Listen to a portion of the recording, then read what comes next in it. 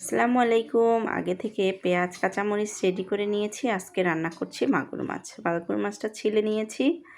এখন প্যানে দিয়ে দিচ্ছি পরিমাণ মতো তেল আর কাটা পেঁয়াজ, মরিচ এবং লবণ।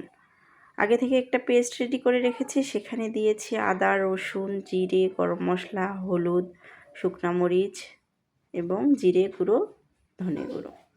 সব কিছু দিয়ে মাছটাকে একসঙ্গে দেখুন কষিয়ে নিচ্ছি ভালোভাবে। এভাবে ভালোভাবে নেড়েচেড়ে নিচ্ছি। উপর থেকে দেখুন তেল ছেড়ে দিয়ে এসেছে। এ পর্যায়ে দিয়ে দিতে হবে পরিমাণ মতো পানি। হালকা আরেকটু নাড়তে হবে যাতে তলায় লেগে না যায়। এই তো সুন্দর মতো নেড়েচেড়ে দিয়ে কিছুক্ষণ পর মাছের ডিমটা এক সাইডে দিয়ে দিলাম। এখন আরেকটু ফুটিয়ে নেওয়ার পালা। এখন সুন্দর মতো আবারও ভালোভাবে এটাকে কষিয়ে নিচ্ছি। এই তো চটজলদি হয়ে গেল আমার মাগুর মাছের রেসিপি। তো বাহিরে দেখুন সুন্দর প্রকৃতিটা, দেখতে ভালো লাগছে। এর ফাঁকে আমি আমার মেয়ের টিফিনটাও রেডি করছি, নিয়ে যাব মাদ্রাসায়।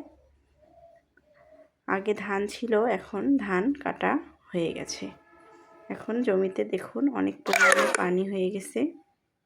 তো সকলে যে যেখান থেকেই দেখছেন আশা করি আমাকে সাপোর্ট করবেন, ভালোবাসা দিবেন।